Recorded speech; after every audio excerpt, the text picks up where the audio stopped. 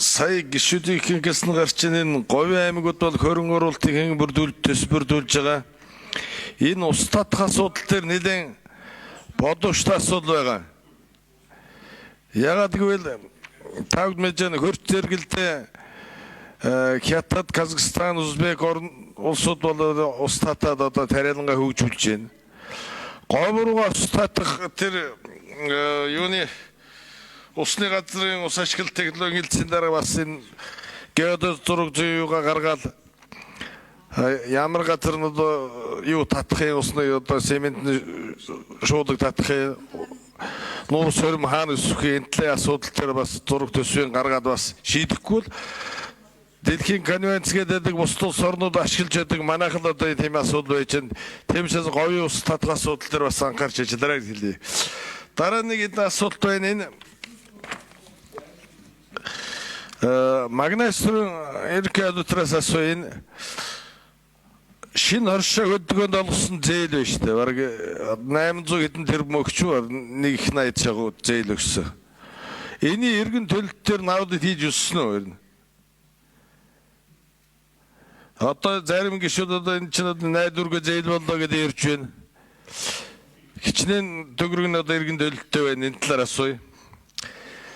За инквайр сайдаас энэ Баруун аймагуудын тэр тэжээлийн асуудал гурилын түрүүн манай гишүүд бол ингээд засгийн газрын уралдаанаар орлоо гурил тэжээл чөлөөт орохоор боллоо гэдэг юм ярьсан. Энэ засгийн газрын уралдаан дараа шийдэгдсэн юм уу шийдэгдэг юм уу? Цаашдаа яах юм? Одоо тэжээлийг бол ерөөс гурил авбал өгнө тэггүй л өгөхгүй тэжээл өгөхгүй байх гэдэг асуудал гарч байна.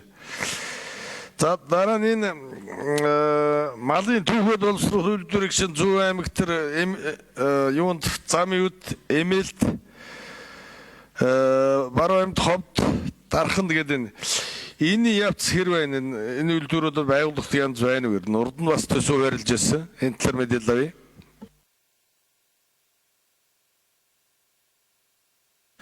авъя. Дэтгэн газрын дарга байна уу? Орлогч нь ингэж Сэдэнжав.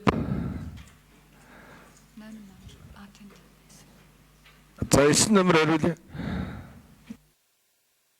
За гишүүний асуултанд хариулъя. Шадар сайдын ахлах зөвлөх Батбаян байна. За өнгөрсөн хугацаанд 24-25 онд нийтдээ 854.8 тэрбум төгрөгийн зээл олгогдсон байгаа. За энэ зээлийн эргэн төлөлт бол 98-аас дээш хувьтай байна. За одоогийн байдлаар нийтдээ 68.5 тэрбум төгрөгийн эргэн төлөлт хийгдсэн байна.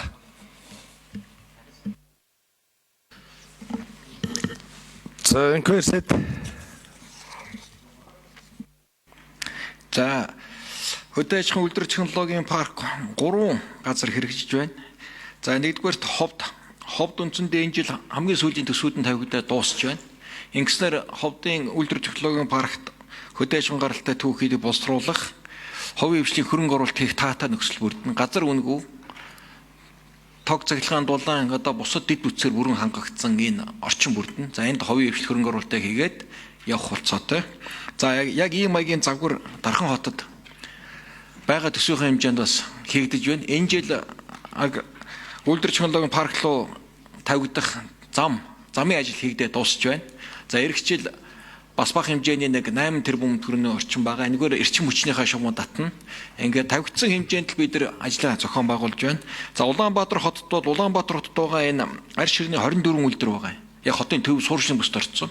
Энийг гаргахын үүднээс эмээлт үйлдвэр технологийн паркийг хийх ажил явагдаж байна. 24 мегаваттын эрчим хүч цахилгаан станц, цэвэрлэх байгууламж, дэд бүтцийн ажил улс нийслэлийн төсөвдөр нийт 235 тэрбумын өртөгтэйгээр нийслэлийн төсөвдөр суугаад ажил үргэлжилж байна.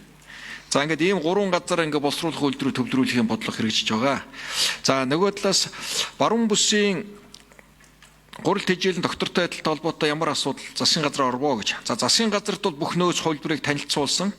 Засгийн газар дэмжсэн.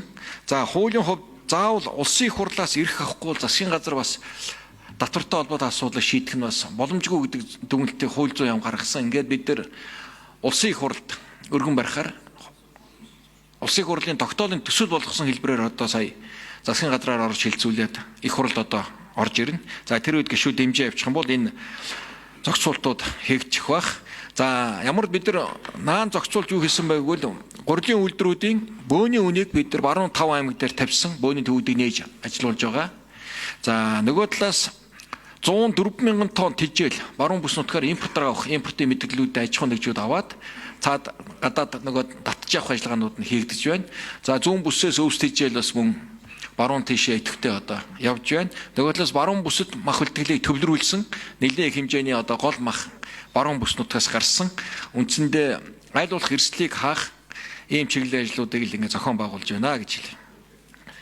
За нэмэлт юм байвал манай 8 номер хариулаарай.